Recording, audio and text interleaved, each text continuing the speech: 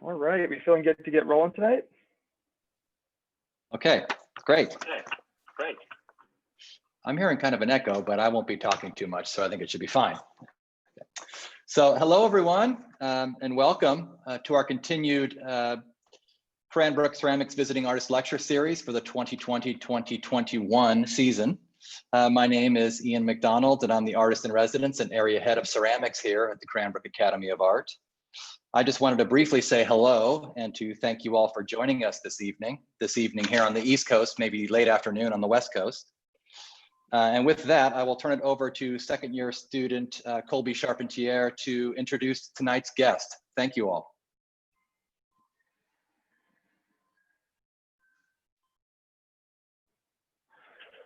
All right, thank you, Ian. So I'm gonna read a quick bio here. Born in Ciudad Juarez, Chihuahua, Mexico, Andres Payan Estrada currently lives and works in Los Angeles. An artist and curator whose practice focuses on issues revolving around contemporary craft, along with material and object practices with a focus on ceramics. He is currently the curator of public engagement at Craft Contemporary and visiting art faculty at the California Institute of the Arts. We're particularly excited to have him today in that he has a practice that spans both artist and curator. And we thought it'd be of particular interest to share those perspectives. And so we're looking forward to it today. All right, good to go. Great, fantastic. Thank you so much, Colby. Yep, thank you.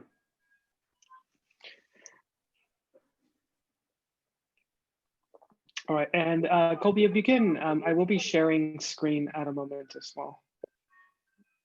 Right, cool, thank you. All right, hi everyone. As Colby mentioned, my name is Andres Payan Estrada. I have a couple roles, a couple titles. My main one is of course being an artist, and I also hold a permanent position right now at the Craft and Folk Art Museum, what was formerly the Craft and Folk Art Museum, and now it's titled Craft Contemporary in Los Angeles. And I'm their curator of public engagement. And I always find these lectures really, really interesting because a lot of the career that I built for myself and the way that I've kind of think about ceramics or think about craft or think about making in general has been pretty complex. And a lot of it has kind of led for me to have this multiple hats or this like winding road of different things that I do. For example, right now I've been with the Craft and Folk Art Museum as their curator of public engagement for 5 years now, but I've also been teaching part-time for the past 2.5 years at Cal Arts. And then I also have my independent artistic practice. So it's always been kind of like these like multiple hats that I wear. And I'll talk a little bit more about them a little bit later, because I feel like in my adult life, I've come to sort of start to understand or comprehend where some of these might be, some of these like multiplicity, like multitasking kind of like ideas may be coming from. But I'll go ahead and get started. I have kind of like this more straightforward, formal kind of like lecture presentation that I'm going to be going through.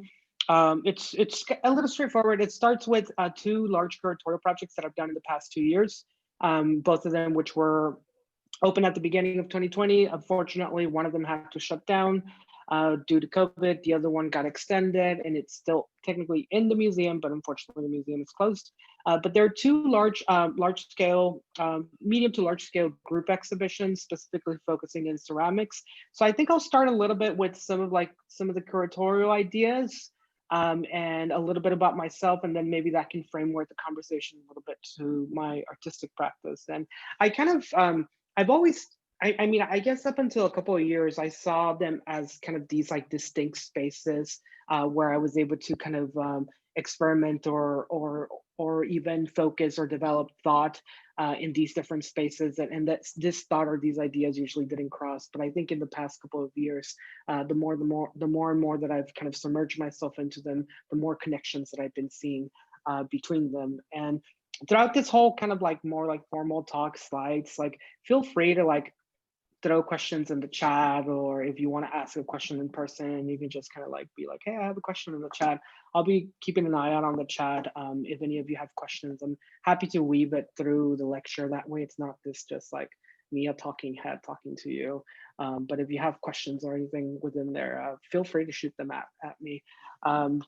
It's kind of like one of the things that I've been kind of really working towards in kind of this like larger practices, like how do these like platforms that we all use, like how can we like break down a little bit of some of those hierarchies that are kind of established within these things. So feel free, there's porosity to ask any questions, hard questions, easy questions, whatever.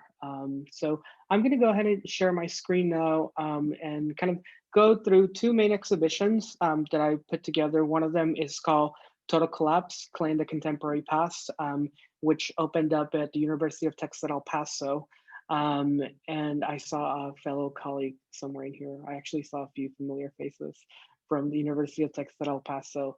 And there is the second exhibition that I'm going to kind of browse through is called The Body, the Object, the Other, which is also a large scale ceramic exhibition that opened up at the Craft Contemporary earlier this year as part of their second clay biennial. So let's see, let's go ahead and do this. Screen share.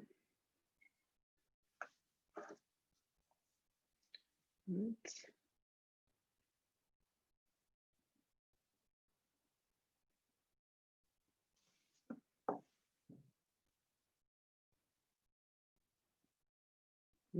Oh, no. There you go. Okay, great. So yeah, name Andres Payan Estrada. I was born in Ciudad Juarez, Chihuahua, Mexico, which is northern part of Mexico that borders with El Paso, Texas. So I was originally born in Mexico, although I grew up in between both the United States and El Paso. In El Paso and in Juarez, it tends to be at different moments in time tends to be easy to cross the border. Where you can cross the border if you have a student visa or a local visa, or you are either a US resident or a permanent resident, you can cross the border fairly easy. It can sometimes take you anywhere from 15 minutes to 3 hours or 4 hours, depending on circumstance. And unfortunately, the circumstance is tied a lot of times to politics. A really perfect example is right now during COVID, the border is not closed, but it is closed to anyone that's not a permanent resident, a U.S. citizen, or has kind of special permit to be crossing into the United States. And similarly, back in 9/11, there was some restrictions in terms of border crossing. So it's always kind of this like very contested area where everything's always in flux. And I grew up in between those two cities, and I would cross the border every day in order to go to school in the United States. Since I am a Mexican national, I couldn't go to the United States to school in the United States unless I was going to a private school. And that was the only way of getting a student visa. So my family worked really hard in order to get that visa for me, and I was able to do all my studies in the US. But as I was crossing this border daily from Monday through Friday and sometimes on the weekends, it was not uncommon for me to see something as the image that you are looking at right now, which are all these shops that had all sorts of different objects and like representations of like the Aztec calendar or skulls or talavera, which is a ceramic glazing technique very similar to mayolica. And it was kind of like this like visual bombardment of all these like different objects that to some extent served as representations of a culture that were being produced and sold as souvenirs in order for one culture to consume another culture in the process of kind of leaving the country. But I was really kind of like taken by what these objects meant in terms of an object being a signifier or a representative kind of like image and object that embodies an idea or a culture that then you as like the consumer are taking it with you as like, this is Mexico that I'm taking with me, or this is kind of like this signifier of a place that I was in. And I was also really interested that for the most part, most of these objects tend to be craft-based. In the sense, in a more traditional sense of what craft is, based on materiality as like ceramics or fibers. You see some kind of like basket weavings on the right hand, on the bottom, you see some leather work, you see multiple ceramic pieces on the left. You see some, there's also a few like plaster figurines and stuff like that. So it was kind of like one of like my very, very young, kind of one of the first things that I kind of understood as this like creative outlet. So I wasn't growing up, I wasn't really going to museums. I come from a lower to middle class family, so museums and art and stuff like that were really a large part of the conversation in the household. So this kind of became one of those like first instances that I could attach myself to some sort of creative output that was being created and that was accessible to me. And then from there, I think a lot of my interests eventually grew very closely. My interest in ceramics, I believe, to me, I attach it a lot to my interest in all the ceramic objects that I was constantly kind of like being bombarded with every day as I was walking across the border. If you want some context, I was walking across the border basically throughout, from anywhere from like first grade and elementary when I was crossing with my parents to eventually all the way to high school. I was doing this kind of back and forth daily. And that is me. And my house in Mexico. I kind of have another kind of like interesting connections to materiality and clay that I'll talk a little bit about later when I'm talking about my work. But this thing that you see on the right with this kind of like metal kind of like crate was actually it was actually kind of like this like contraption that my dad had created in order for us to put his motorcycles. I grew up racing dirt bikes, and I'll talk a little bit about that later. Because I often kind of like have these like weird like connections that I make in my mind that like racing in dirt bikes around mud and dirt and stuff like that somehow triggered something in the back of my head and my interest in material and clay. But as I had been mentioning, I've been working at Craft Contemporary for approximately 5 years now. Craft Contemporary is one of the few institutions in Los Angeles that are focused. And we do have a focus in contemporary craft, and we do have a focus mostly in terms of our artist roster in Southern California and California, although we do have national and sometimes international exhibitions. Originally, when I come into Craft Contemporary, I came in as and I still hold that position, even though I do a little bit more, the curator of public engagement. So I oversee all public programs and education at the museum. And one of the first things that sort of coming into public programs was kind of one of my main goals was like rethinking the workshop and rethinking the public program. This is kind of an idea of a project that I did with an artist in Los Angeles, where instead of like an embroidery workshop, it was actually an embroidery workshop under black lights with like little fake fireplace in the middle, like a little fire pit in the middle. And we were all telling ghost stories to each other in the dark.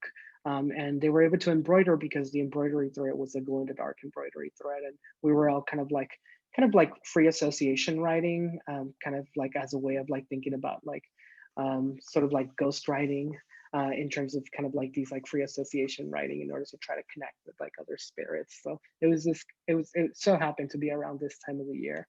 And then some like larger, more collaborative based ceramic projects or workshops such as this one, where people were kind of like tasked to create an object, but they would also do that object in collaboration with whoever else was in their table. So kind of like blurring these lines of like who is the author and what is a workshop and what is the end goal of a workshop. Oftentimes a workshop means that you're learning something and you're leaving with an object, but here these kind of became a bit more experiential. And then one of the bigger goals that I had at the museum was building a stronger connection to the ceramic community in Los Angeles and extended.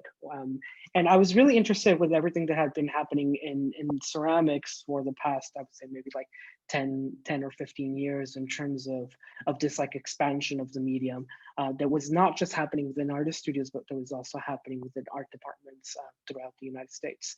And we were kind of looking at the past maybe like 10, 15 years as kind of like that a general kind of like time where there was this like expansion of the ceramic medium in terms of like process and materiality, or kind of like you started to see like video and performance-based work and within clay exhibitions. You kind of started to see a little bit more academic writing on like time-based media and like the connections of like time-based practices to ceramic and clay practices and performance and stuff like that. And that was the first exhibition that we had at the museum. And the one that we have up right now is The Body, the Object, the Other, which was an extension of the first biennial. This one was a little bit more connected to ceramics and clay in relation to bodies and in relation to the human body.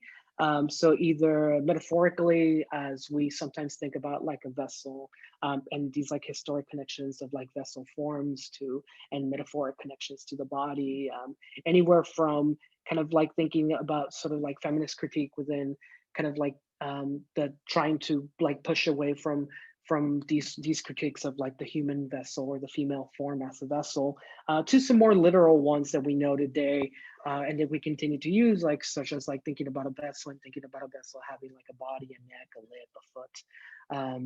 So that was kind of one of the ideas within this, which is kind of like the anthropomorphizing of the objects.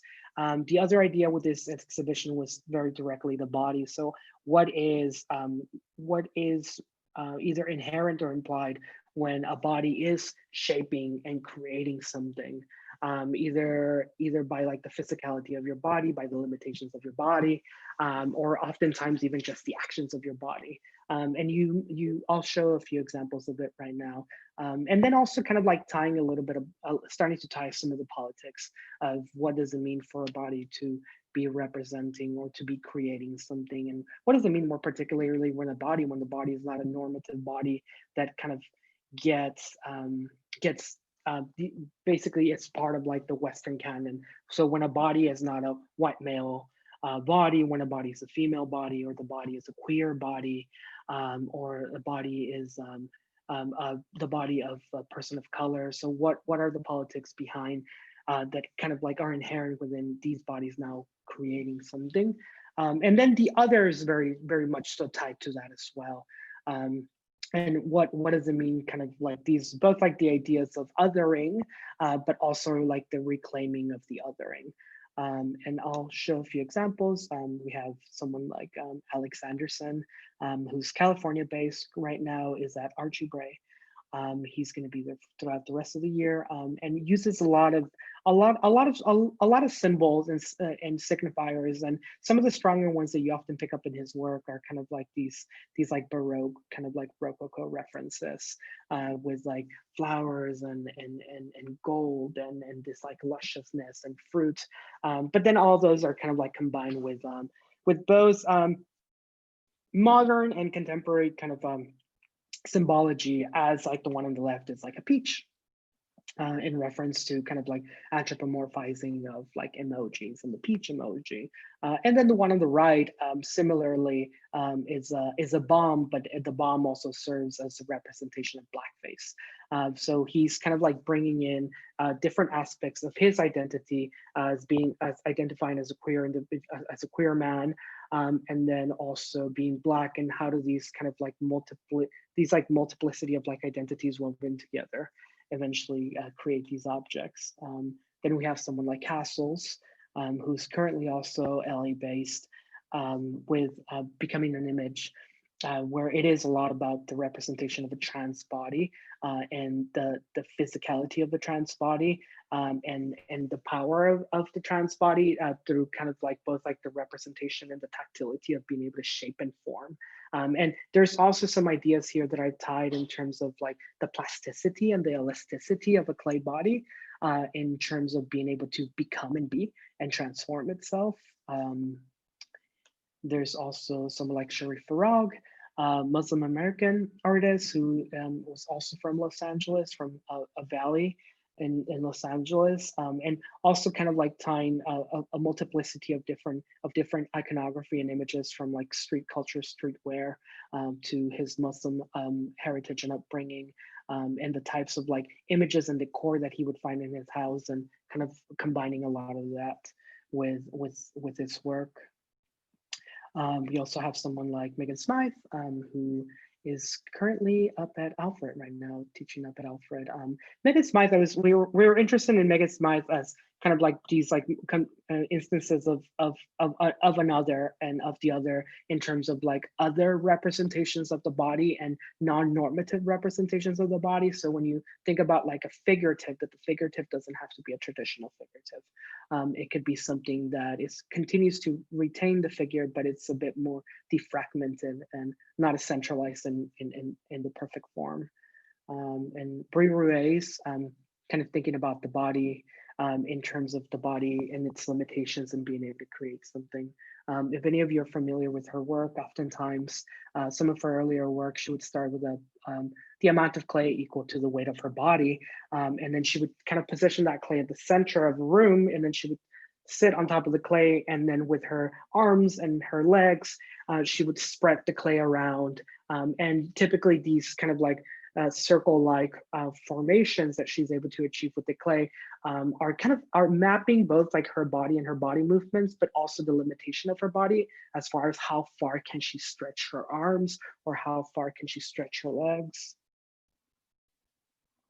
And then Anada Juarez, who has this is specifically, her body of work is pretty expansive, but these were the pieces that we included in the exhibition, which are these pretty large, I would say that kind of bluish gray dress that you see in the middle in the photo on the left is about my height, maybe a little bit less. I'm about 5'7".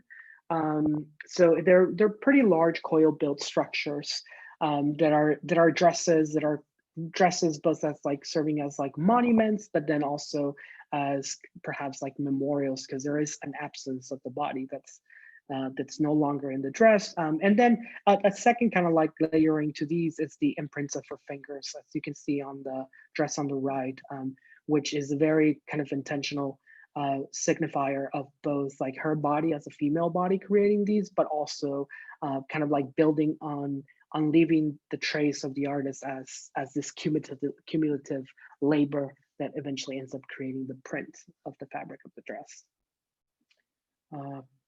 Yeah, any questions? Any questions so far about some of these ideas of this artist? My chat disappeared, so here, let me see. Let me try to bring back my chat. Oh, never mind, can't do it. Okay. Anybody have any questions so far?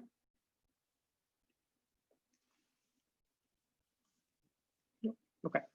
Well, I'll go to Total Collapse real quick, and then we'll kind of like take a little break in case any of you have any questions on those exhibitions, and then I can move to the arts, my practice. So Total Collapse was another exhibition, and I'm presenting Total Collapse in this and as the second exhibition because I feel this one kind of starts to tie a little bit more closely with some of the ideas that I'm currently working with in my work, and versus The Body, the Object, the Other, which was very tied to body politics and kind of how body exists, both as the body of the artist and both also the representation of the body within a ceramic form. Total Collapse kind of it's hitting on some very different notes. Even the politics are still involved, like in terms of identity politics in this exhibition. Some of the larger concerns within this exhibition were trace, time, and technology, and the association of both of those three ideas to the ceramic or clay material. The artist in this exhibition, which you see right here, was Anne Fabricius. This was a international exhibition. Anne Fabricius is in Europe, and a few of these individuals are either in the East Coast or Los Angeles. And some of these, like Unknown Fields Division, is more of a nomadic studio. But I'll show you some examples of the work following this slide. So these are images of Total Collapse at the Arizona State University Museum. So, like I mentioned, Total Collapse, the three kind of organizing thoughts behind this exhibition was time, trace, and technology. technology as thinking a bit about clay and ceramics as one of the earlier technologies that as humans we developed, and kind of like really thinking a little bit about that. What was that initial visceral connection as humans, as Homo sapiens, that we had in terms of like that impulse of like taking a material and deciding to change the material to something else, or to create, or to give it either a form, or to give it a function, or give it both. So I was thinking a little bit about that connection to this like early kind of like technological advancement within sort of human civilization, but then also kind of like bridging that all the way to where we are today in terms of how our evolution as humans, how ceramics and clay has been intertwined intrinsically into the evolution of us as humankind. So thinking about like, yeah, like here we are thousands of years ago playing with clay and dirt, and then somehow we, by happen chance or by intention, we decide to fire and then we create something, to today where we're kind of like all of our mobile devices have advanced ceramic and mostly like high silica components in them, and the new iPhone has that advanced ceramic casing on it that is supposed to kind of like make it even more shatter-proof resistant than the previous model, to like the tiles on like this on the rockets that are kind of like that are involved in space travel, to these like large coils that are being created to encase radioactive materials in order to sort of like bury those into kind of like deep earth, to keep radioactive materials from kind of propagating or spilling out. So it's kind of like trying to tie a little bit about those two together. And then there was also time, and I mean, time is kind of inherent both of like thinking about these like two times, but then also kind of thinking about like how time is involved within ceramics, both of like geologic time that it takes for clay to create it, to be made, but then also kind of this like rapid time that we oftentimes are involved with whenever we're firing something, and almost like compressing time through energy in order to vitrify a clay form into its vitrified ceramic form, and how that could be considered kind of like this like crunching of time. And then trace, similarly kind of like tied to both of the previous ideas, thinking about like the trace of ceramics. I mean, the most immediate thought of like the trace of ceramics is mostly tied to ethnographic museums, and how we're able to obtain so much information from ceramics from previous civilizations, and we're able to know like who they were trading with, like how technologically advanced based on the materials that they were using, or the temperature that they were firing ceramics, to like what is our trace today. Like, so all those three ideas are like tapped into like in an ancient history, and then they're tapped into in a contemporary history at the same time. And let's see, so one of the artists, first artist, is Anfrobicius Christensen, with this piece where it was a ceramic piece that was slip casted and not fired, slip casted in multiple layers, and then the piece is dropped into a fish tank, and then a slow motion kind of the piece eventually just like slowly dissolves.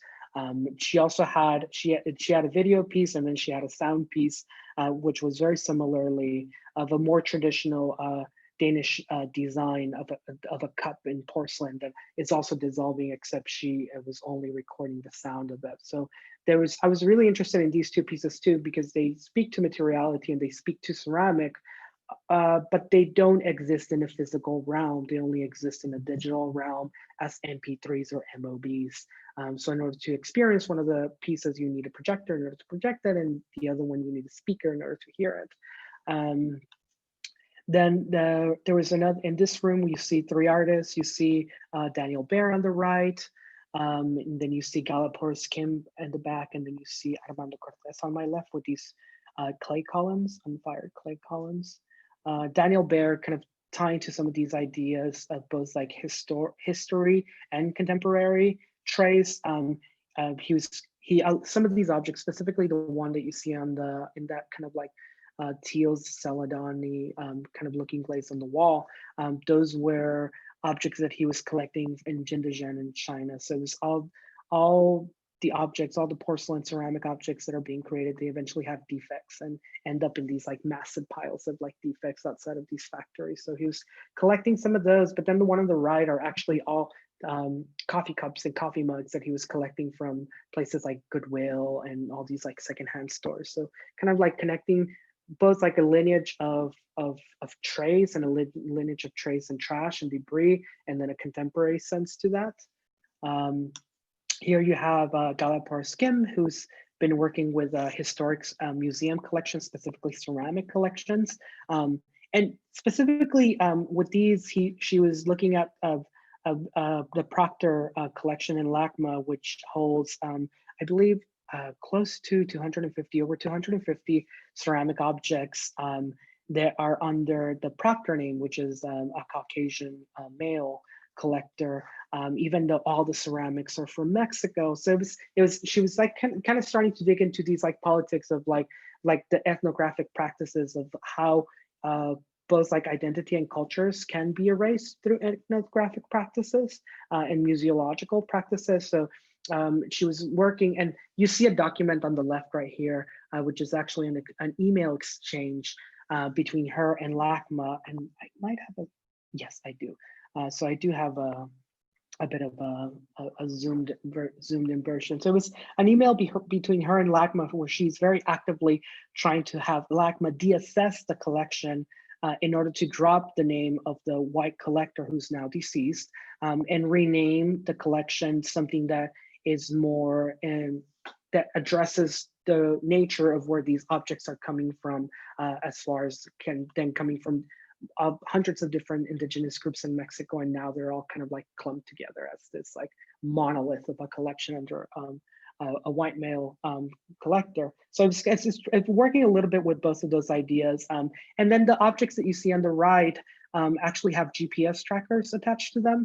So those little black little squares that you see kind of like just like glued onto the ceramic pieces are actually active GPS trackers. So she can trace where these pieces are at any given moment of time. And these pieces are continuously generating information of where they are geographically. Something as kind of like this critique of these like ancient these ancient pre-Columbian ceramic objects that are often found in museums in Europe or in the United States that actually came from like Mexico and South America, and how their histories have been kind of like can't really be traced because they have been either forgotten or haven't been cared for properly.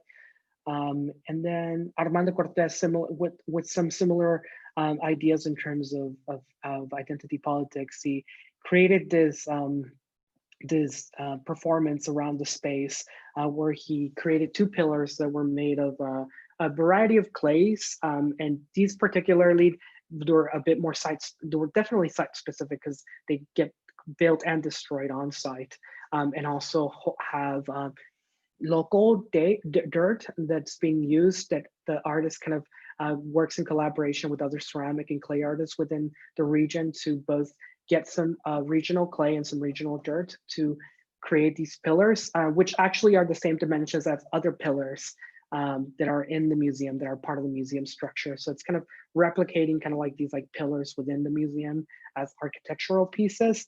And then when the performance starts, you actually can't see that gold cactus or that gold kind of spherical piece on the right, because they're completely solid. So the performance is through as this like more like ritualistic indigenous sort of performance that's happening around him. He's actually excavating these pieces out. Then there's a second floor to this exhibition that included Kristin Morgen. All these pieces, some of you might be familiar with Kristin Morgen's work. All these pieces are unfired clay. Sometimes are mixed with like paper fibers or paper pulp and some other fiber materials in order to give them a little bit of strength, because they're all unfired clay, and then they're hand painted with like acrylics and ink and pencils and markers and all sorts of things. But everything that you see in this kind of display is made out of clay, down to the stickers and the writing and everything. And with her, there was this interest in kind of like contemporary trace of what is. I mean, this is very time that this type of like objects have a timestamp in terms of like going into Americana culture or popular culture from like maybe like 80s and 90s. So kind of thinking a little bit about that, but also thinking about the ceramic object as oftentimes the ceramic, not the clay object, is often embedded with this timelessness once you fire it, that Kristin Morgen is really pushing up against with these unfired clay objects that are completely ephemeral, and if you were to drop them or spill some water on them, they'll just stop existing as this form. And Khalil Robert Irving was in this exhibition as well. Also tying to some ideas of trace, where he's been creating these conglomerates that are made out of clay to resemble trash, and a lot of the influences from these like trash forms, like to go containers, or sometimes you might see something that kind of maybe looks like a Ming base in there, or these like more traditional forms, or these like Victorian forms in there as well. They're meant to represent trash that collects on the side of the street. And he was very, very specifically addressing the collection of trash in neighborhoods of color, specifically Black neighborhoods, as kind of this part of this like systematic racism that is inherent within these neighborhoods of the city not caring for them. And he's kind of interested in both like taking that idea of like the trash from these communities and making recreations of them in ceramics that are now fired and now are almost has this like timelessness to them, and are also now part of like this like decorative arts discussion and language, or of the art object or of the ceramic object. And you'll see he also sort of like sprinkles a bunch of different kind of like sort of like images in these with decals, particularly to protests. So you can see Black Lives Matter sort of protests right there, and you see a few newspaper headlines or clippings from Facebook or Instagram, and then all that is combined with like these like floral motifs that look a bit Victorian, and then sometimes his own textures. On the image on the right, you'll see one of those pieces has a fried chicken texture in it. So he's kind of like conflating all these like different signifiers of different identities within them. And then there was two more artists in the exhibition. One of them was Michael Jones Mckean, which you see on the right with this vitrine, which was a vitrine that actually it's a very highly advanced vitrine, and you can see it, one of the little computers right there on the right with a video representation of what's actually happened in the vitrine. Is that there's a system of that's pulling gases and putting gases into the vitrine in order to change the atmosphere inside of the vitrine and I just blanked on how old this atmosphere is. I think Ryan is here. Maybe he can give me some help. But it was a pre-human evolution atmosphere. So it basically what's happening is the atmosphere that you're living in when you're walking into the museum is kind of your contemporary, like today, 2020 atmosphere. It might be a little terrible, but it's the 2020 atmosphere. But the atmosphere that this collection of objects that are inside of the vitrine are living in is an ancient atmosphere that no longer exists on Earth. And that's done by like changing the CO2 and the nitrogen and a few other and a few different other gases that are within inside of this vitrine. And then inside of the vitrine, there's a few objects. There's a Momo mask. There is a generator, a gasoline fossil fuel generator. There's a human clavicle. And then there's a ceramic pot, the ceramic object in there, a 1,000-year-old ceramic object that has been deassessed from collections. So there isn't a lot of information tied to that object, even though it is understood to be an object that's 1,000 years old from the Mississippian area. So it's kind of like this like conflation of like different objects that are now existing within an ancient atmosphere, to kind of like tap a little bit into these like ideas of conflation of like different times within a context. And then this collage is also by Michael. which is just hundreds of different ceramic vessel forms that are hand cut individually and then create this massive collage, which kind of just becomes this like constellation of time in ceramics. You might see some more familiar ceramic and contemporary ones there. But yeah, oh yeah, and then Unknown Fields Division, which was that nomadic studio that was a part of the exhibition, particularly with this video piece, which is just a documentation of the process of extracting rare earth materials, which are used in electronics, your cell phones, lithium batteries, smart cars, laptops, all that stuff. And then so it goes from the extraction to the kind of like purifying of these materials, to the creation of electronic objects, to those electronic objects kind of like failing, and then those electronic objects are being shipped back to China, and then dismantled in these factories with really kind of really terrible working conditions for all the employees there. So, and all the output from all these like dismantling of all these electronics is actually creating these artificial lakes that you see right here, which are actually toxic and radioactive. So Known Fields Division kind of worked to extract clay from these and then created these 3 vessel forms. The largest one is the amount of kind of like contaminants that happen when you create a lithium battery for a smart car. The medium one is a laptop, and then the small one is a cell phone. And these objects, even after firing, continue to have a level of radioactivity within them. Let's see.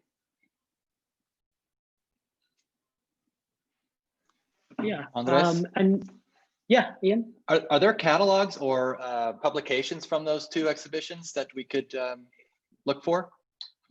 Yeah, you know, Ian, I have not mailed you the catalog for The Body, the Object, the Other, but I'll mail you the catalog. I'll mail you the catalog for The Body, the Object, the Other. So there is a catalog for that. I think what I can do is I can also email you the PDF for it. If you want to kind of like share that with the students, with all y'all, I'm more happy to do that, since there's limited print quantities, but I can send you all the PDFs. And for Total Collapse, there's not a catalog, but there is a curatorial essay that I'm happy to share with you all as well. That'd be great. Cool. All right, so does anybody have any questions? Oh, I see a lot of stuff now. Who's this artist again? Wait, go back. Sorry, for some reason the chat wasn't showing up when I was talking, but anybody have any questions so far about those exhibitions, or spark any thoughts or ideas from them? I have a quick question. Yeah, hey Malika. Hi. I'm wondering how the pandemic and current climate has affected your curatorial practices. I mean, it's definitely affected them. So I guess to me, it's affected them in twofold, like both COVID, and then also all the social movements that have happened, like have affected those kind of like the perspective in terms of like, well, what's the future of like curatorial projects that I was thinking about, both like in the pragmatic sense that like a lot of these projects have to be postponed, and some of them are postponed to next year, some of them are postponed 2 years from now, some of them are kind of like indefinitely kind of like floating in space without a date, and either might get a date or might get canceled, you never know.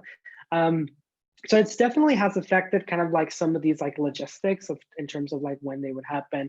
But I think all this time has also, I mean, kind of coming from Total Collapse was kind of it was really interesting in my mind, because a lot of the thematics in that exhibition were very post-apocalyptic in terms of like what would happen and what would be the trace of humankind once humankind ceased to exist.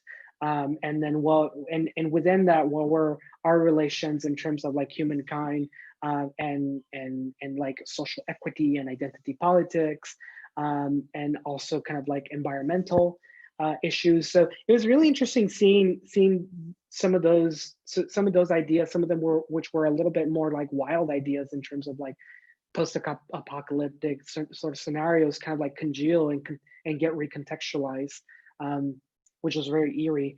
But it definitely, in that regards, it definitely does change a little bit of your perspective in terms of like thinking like what will be relevant and what is relevant, and how do you move forward after everything that continues to happen and has been happening, and does that affect like your ideas? Does that affect topics or themes or things that you were hoping to explore? And the reality is that like I look at kind of like the ideas of exhibitions that I had been planning, and some of them I look at them and I'm like should we even be talking about this right now? Like I think that there are other things that could potentially, that should kind of like have the platform right now. So it kind of plays off of a little bit about of those two things. Thank you. Andres, I have a question. Yeah. How Who's are that? you? Oh, Ryan. Hi, Good, nice good. to talk to you. Hello. What is happening with the objects at Total Collapse? This is kind of a hyper specific question. Are they still in Arizona, or have any of the objects been, they're still up in display? Have they been taken down? You know, is the vitrine still intact? I'm so worried. So I think it's been a little bit of both. Some of the objects have been packed, and I think that was kind of like one of these like really weird things of like through COVID, where everything had to halt, and it was really difficult because there's like artists and collectors and people that wanted the work back, and you couldn't give it back to them because it wasn't safe to bring in a group of people into a museum to like pack up your stuff.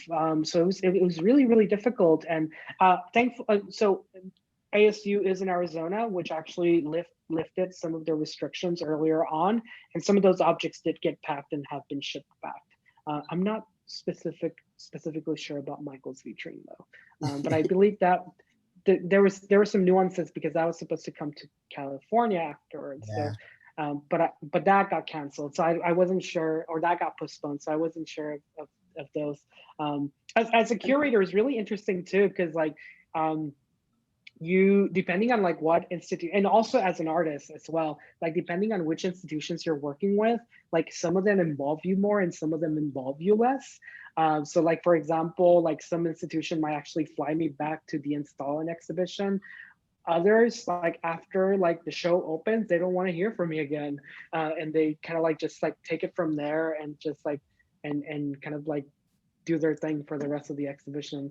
So it's kind of like weird, like especially working with exhibitions and with institutions outside of like immediate institutions that you work with. Like it's always kind of like this like brand new set of like almost like dynamics that happen. So with ASU, I actually wasn't involved with the de-install. You know, one of the things that we talked about quite a bit in the studio after everything had been sent out and after everything sort of got messy was how prophetic the exhibit seemed to be. And there was some conversation about the nature of de-install as influenced by a very real total collapse. Right, totally.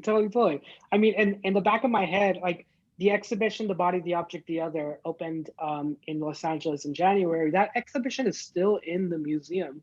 So I kind of like in the back of my head, like I was having like wildly feverish dreams, like when like I was like cabin fever was kicking in, of like, well, like, and I think about like The Walking Dead and like all these like movies of like somebody walking into a museum, and that museum exhibition, like it was a temporary installation, but it becomes a permanent installation. Like 10 years, 20, 30 years later, it's still there.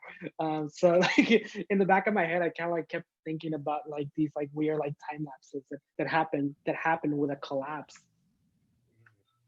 Good to see you. Thank you for showing images of the work. It's the first time I've actually ever seen it like in its place. Oh, wow. Right. Well, thank you. I have Anybody have another question? Yeah. I do. Hi. Claire. Hi. I just have a question about, we've seen a really big switch in ceramics in the last 10 years where we're starting to see things go digital, new heightened technology, 3D printing, 3D. I want to know a little bit like, how have you changed and adapt to this role as being a curator, as there's been such a big shift in ceramics in 10 years? And one of the words you used that triggered this question is you said time-based material. And I think of that in a really sensitive way as a maker, and just the timing and how to create ceramics. And just how I really think, you can kind of think of it as a dance with time, processing your work. So I think it's interesting thinking about that. I think about weaving and different fiber arts as a time-based material. So I'm questioning that because now we're expediting materials too, where we can turn on a 3D printer and essentially walk away, Absolutely, totally. So I guess yeah, totally. And I'll elaborate a little bit too, because some of my work is starting to go into that space right now too. And I was really interested. I mean, I did make a very deliberate decision when I was working on Total Collapse to not go into the route of like 3D ceramic printing or like 3D rendering or stuff like that. And the technological aspect that I was addressing through it had to do with kind of like this like larger scope time period, like whenever, like, because I think about like time-based sort of like material, and I can think about ceramics and I can think about fiber. I can think about fiber in terms of like the blimp of time that is happening with the makers creating something, and like the weaving and the repetitive process and stuff like that. But then I can also think about that in like a larger sort of like circle of time that involves like the growth of like the cotton, and that also involves like where that sort of like woven piece is going to exist in like 20 years. And then you can think about that in like a larger time, in like the scope of like when like weaving was developed to like when weaving will exist, which that one, the future is a bit more ambiguous, of course. So I kind of like try to think, I think whenever I think about like a time-based media or a project or a material or an object, like I like to think about it, and not as a linear timeline, but more kind of like a sort of like a circular kind of like timeline that expands outside of it. And I don't know where the center is, and I don't know like the artist who's like creating this as the center, or there's like multiple centers, but I like to think about kind of like that, like the timing of it and the timelessness of these materials. And I think with ceramics, it's a little bit more like fixed, because like time in there is like built into like whatever like geologic time has happened that actually created the clay, to like whatever future like thousands of years the ceramic object is going to exist, if it has been fired and it's taken care of. So it's kind of like I was thinking a little bit more of that aspect of time and technology.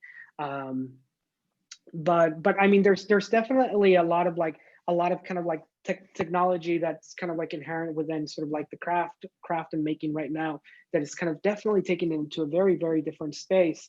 But I also feel like I'm a younger curator. I am 32 years old. I'm turning 33, and I'm very aware that I come with a very different perspective and a very different relation to material politics and to the use of the internet and technology, to the point where I do a lot of my research, my initial artist research, or a component of my artist research through like social media and like DMing people, and it's less of this like more like traditional kind of like format that a lot of times is seen as like these like curatorial practices.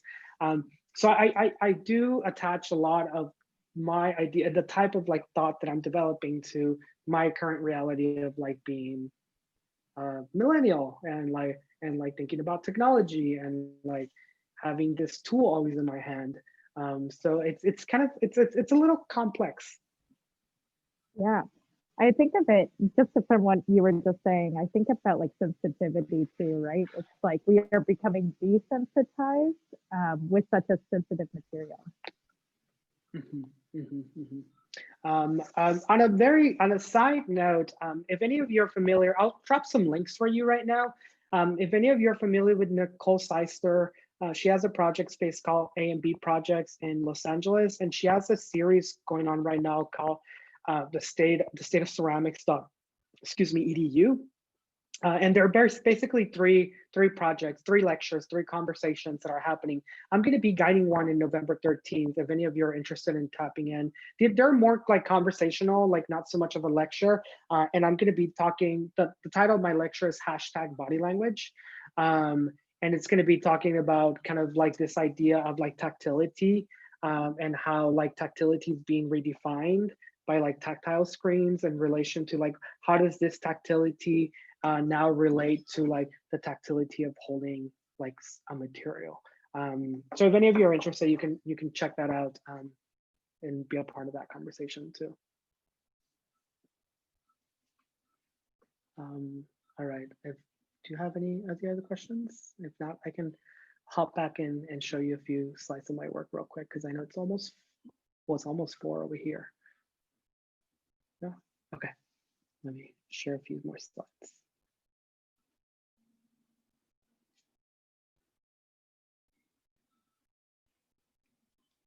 All right, so back to me being a little kid.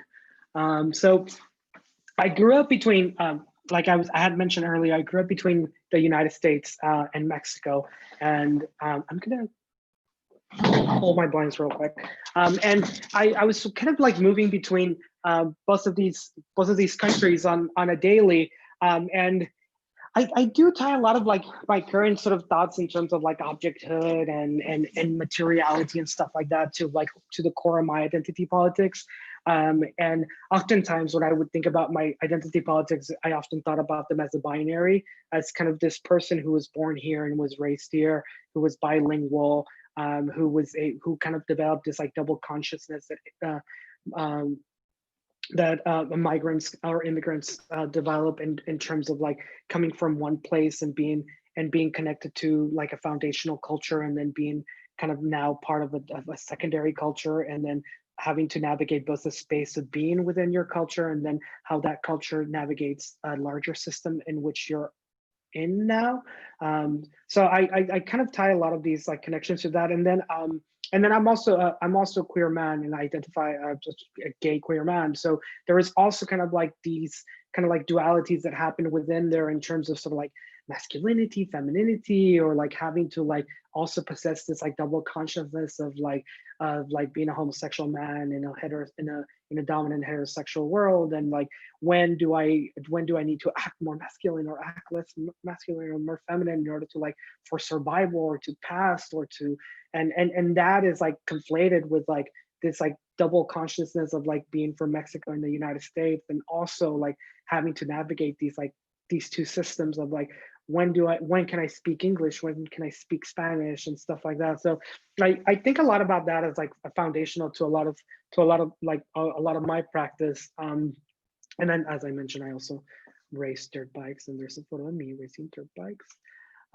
So a lot of these kind of conflating sort of like intersectional identities. This is kind of like a photo that I love, and it's me holding one of my first trophies that I won when I was racing dirt bikes, and my dad's next to me. He's a little cropped, and we're both wearing Mr. t-shirts, and I probably just got off of my motorcycle, and part of me is probably covered in mud and dirt. So I started kind of like thinking a little bit about these things when I was in graduate school at Cal Arts, and started kind of like thinking a bit about like these like dualities. But I started bringing in thought of like how can an object, a signifier, or a material kind of have these ideas embedded into them. Unfortunately, like with a lot of like materials and objects, a lot of these things are end up being quite subjective, and you have to be you need to be able to navigate those as an individual and an artist. Like in terms of like when you see this piece, like yeah, I could tell you that this piece is actually like a photograph of me and my father, and then the other one is a photograph of me being a baby with like my sisters and my mother. The dirt that you see right there is actually clay and dirt from my childhood home in Juarez, and then everything's being held up by two pink rhinestones. So I was kind of like trying to play a little bit with these like signifiers and these like memory and meaning and embedded within materials as well. I have this piece that continues to grow. This was pretty early on. I think this was maybe like 320.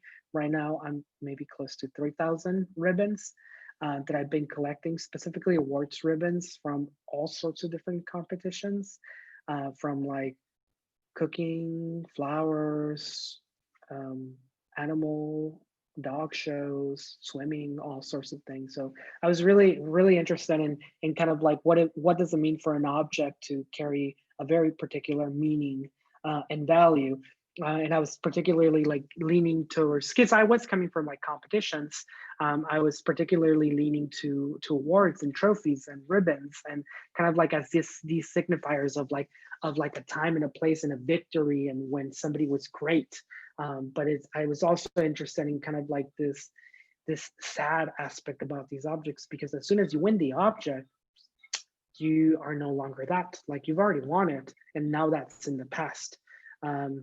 So I was interested in how these objects continue to function in the present, when even though as the case with a lot of these objects, the person who won them has already passed away. So the meaning of them and the value of them through like the subjective kind of like projection of the person who used to own them, like, is that still there? And what happens when you just like amass them all together? Like, are you a winner or are you a loser? I was also really into, when I was growing up, I was really into the underground electronic scene in northern Mexico, which had it was Mexico, so it was inherently it was inherently kind of like intertwined with like the politics of like POCs, as well as queer identity politics. The underground sort of music scene, at least the one in North Mexico, was highly sort of intertwined with queer nightlife. And then from there, from that foundational, I tied a lot of like my identity development that was not happening in the home and that was not happening at school, because these were like heteronormative spaces that I had to kind of like be straight in, because I wasn't kind of openly gay back then. How this nightlife space was giving me a permissive space at night in the dark with strangers to actually be and become. So I kind of started developing some of those ideas.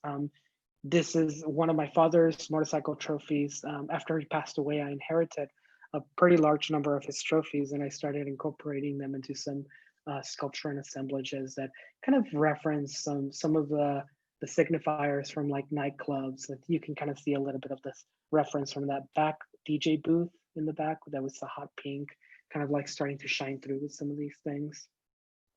This is just a very pixelated image of a drag show from one of the first gay bars that I went to back in Mexico. And this was a project that I started that kind of like as these ideas were developing, these projects started developing. And this is a collection of over, I want to say right now I might have like 3,000 of these images of different disco balls that I photographed specifically in queer nightlife spaces. So dance floors and disco balls and queer dance floors. So there's a pretty broad collection of them from all over the US, of different places that I visited. And then I kind of started printing these, cataloging these, and creating these collages with them that kind of ended up being almost like these like celestial bodies. I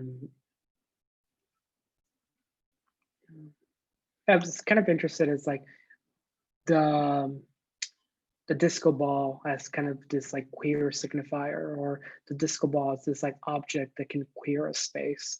by its presence, or even thinking about like what makes a dance for a dance floor, and like does the disco ball kind of like create that like ambience of like now we can dance kind of like live.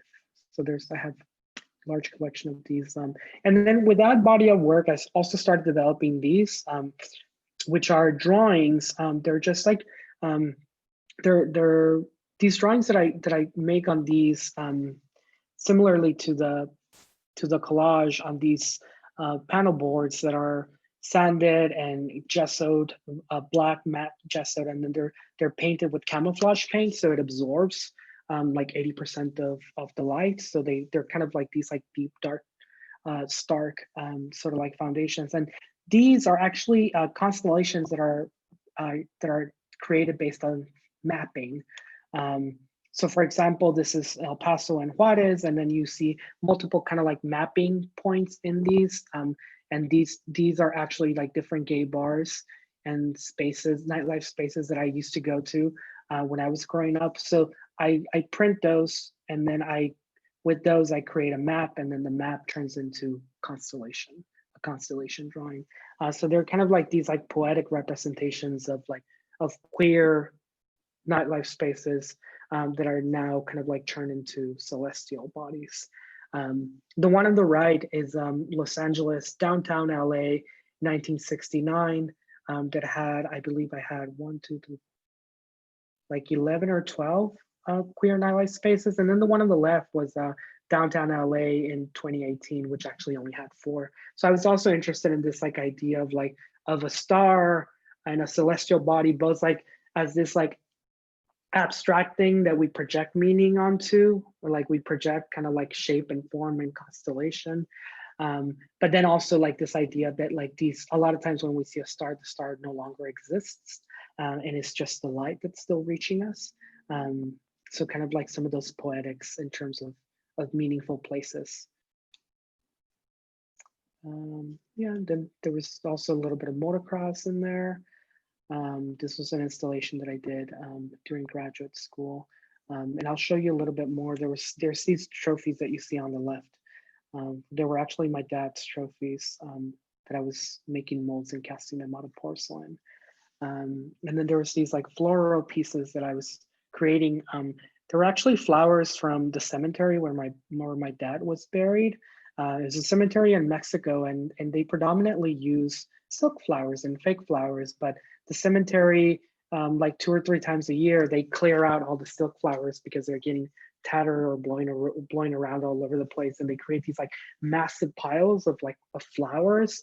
And to me, it was this very weird, like visceral thing where you see these like massive piles of flowers that were brought by family members for somebody that had passed away, and now there are these like massive piles from flowers from everyone to no one.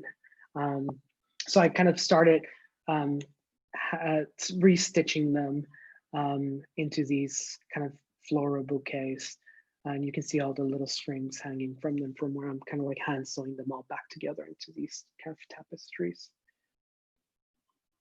So it's also similar to the awards ribbon, like who do these flowers belong to when they're being given to someone who's dead, and then now they're being picked up from like these trash piles and turned into something else. The leaves started to look like camouflage too. And then the trophies, which were the trophies that my father had won when he was younger, racing motocross. When he passed away, I inherited a large collection of those. So it was this weird kind of like dual reality of the trophy belonging to my father and this signifier of like something that my father had won. But now when they had been passed down to me, they kind of like that meaning and that value switched to like a signifier of somebody that had lost. And kind of like how those trophies kind of like played on those two dualities. And then I was also kind of interested in the politics of, and I'm gonna grab a trophy real quick. But I was interested in the politics of what does it mean to recreate a trophy. in a different material. Like it's still the trophy, right? Like it's still my father's trophy in form, but in essence, like it no longer is, and it's something else. It's a representation of it. And I was kind of interested in like that idea of like creating a multiple or creating a representation of as an act of reclaiming and an act of queering as well. And then this was one of the later exhibitions that I had. I think this was 2 years ago, which is titled Blue Apollo. And what you see right here, that circle, there's 2 circles on the ground. And one of them is a blue light, which I had removed all the lighting from the gallery space and only had these blue lights, which are actually the lights that you would find at a dance floor, except it was programmed to kind of just sit still and shine into just one spot in the gallery. And then with that glow from that blue light, kind of like light up the entire gallery. And then what you see on the left is, I think that was, it was a piece that was part of this whole installation, which was 500 pounds of porcelain that I took in the bags, and then I dried them up, and then I broke them down once they were dried up. And once they were broken down and pulverized to different meshes, then I fired them. So they're kind of just this like, they're just this like loose porcelain material that actually has been vitrified, or actually not vitrified, I only bissed them. So it's already transformed, but it's just kind of like transformed into this like loose particle that resembled like a lunar landscape.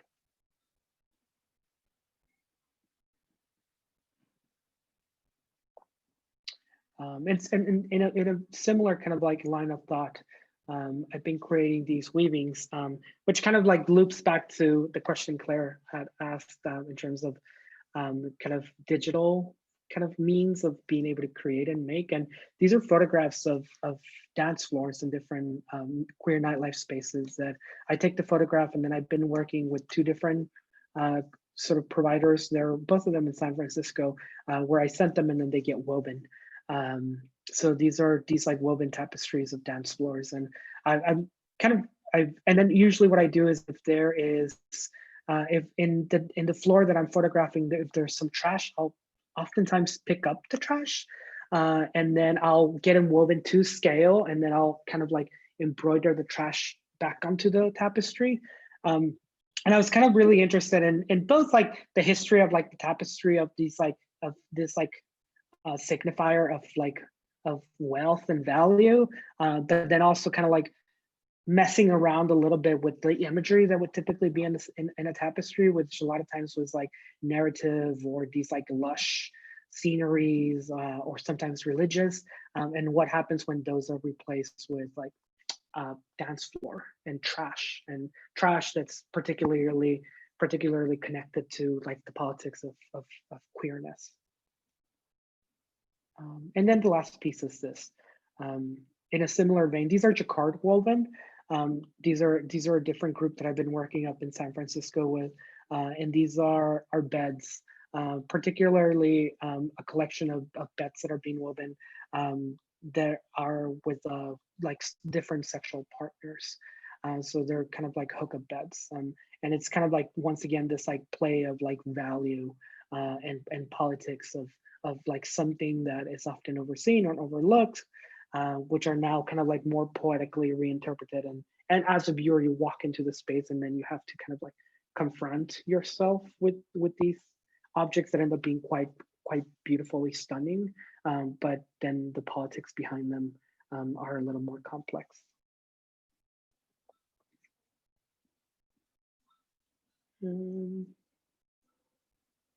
Yeah, that was the last one.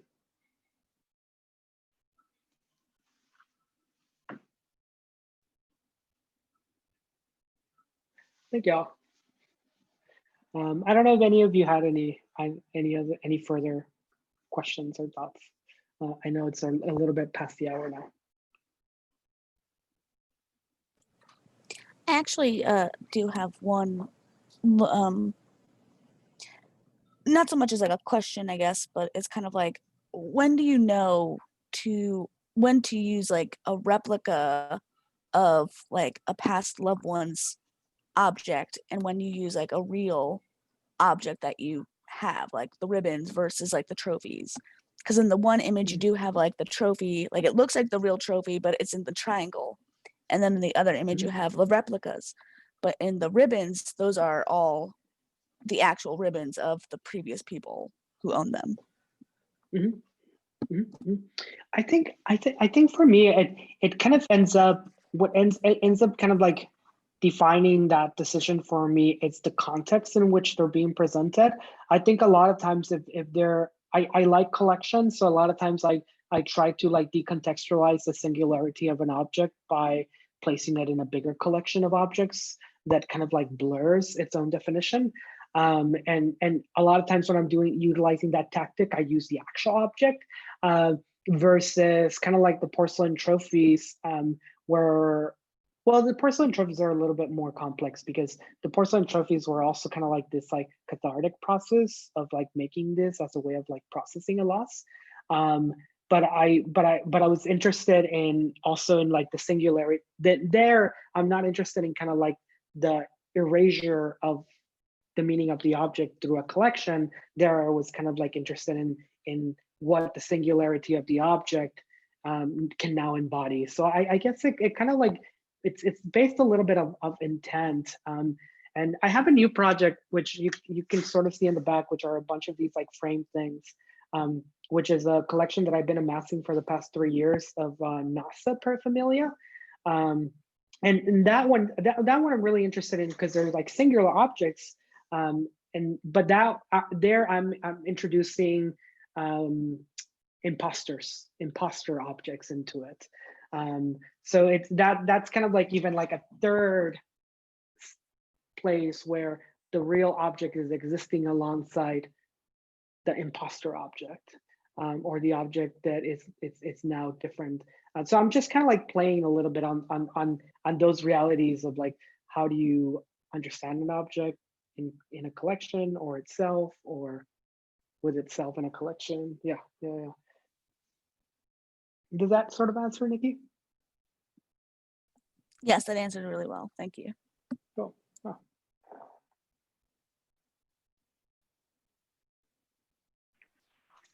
Hey, Thank you. Hello, hola.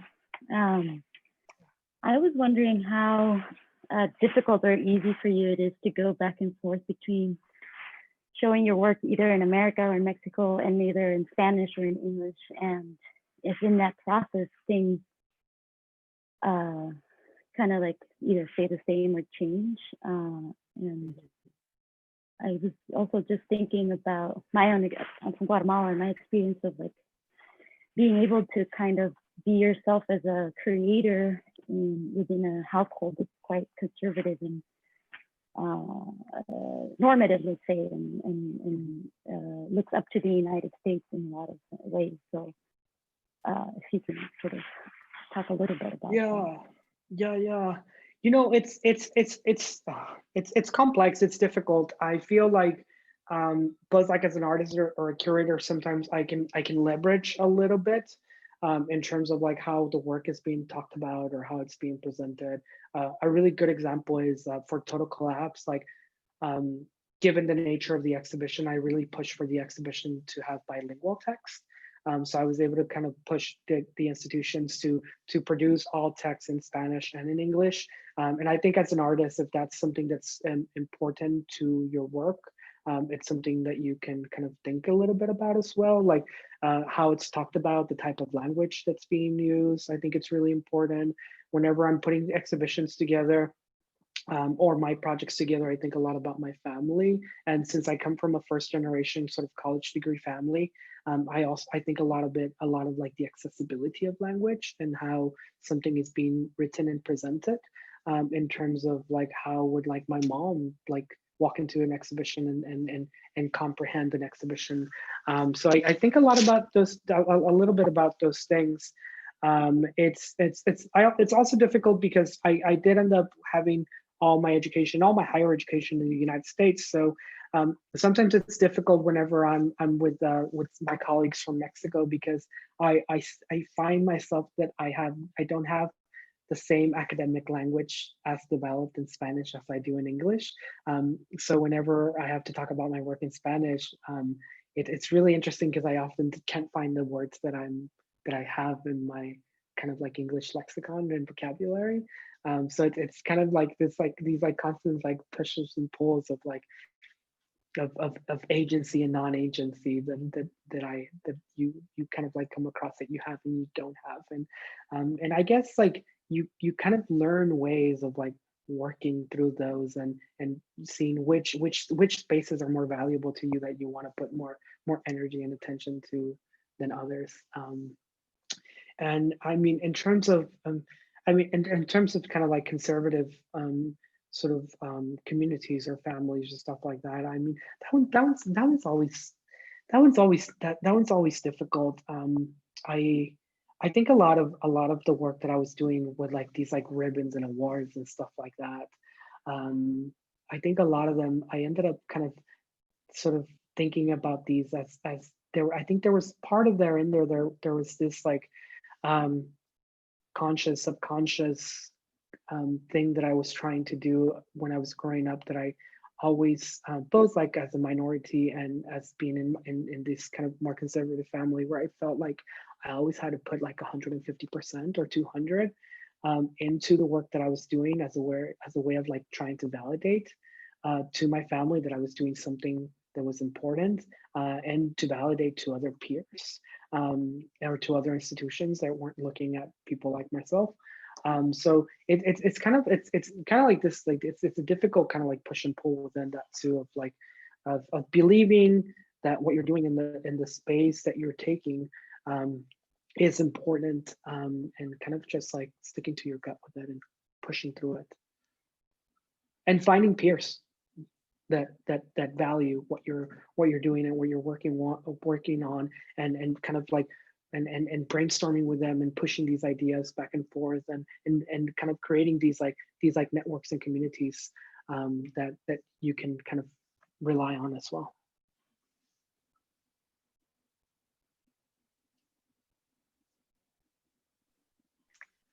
Any final questions? Well, Andres, that was wonderful. And we really appreciate you spending so much time with us. Absolutely. And I know the students are also really looking forward to spending some time with you in their studios for some studio visits in the coming weeks. Yeah, totally. Ian, and also, if any of you are interested, like, I know I have those studio visits, they're assigned to me, but if any of you are interested, I can plot my email in here. You feel free to shoot me an email if you have any further questions, or maybe you had something that you didn't kind of, a thought that you didn't kind of congeal or want to follow up on, and feel free to send me an email.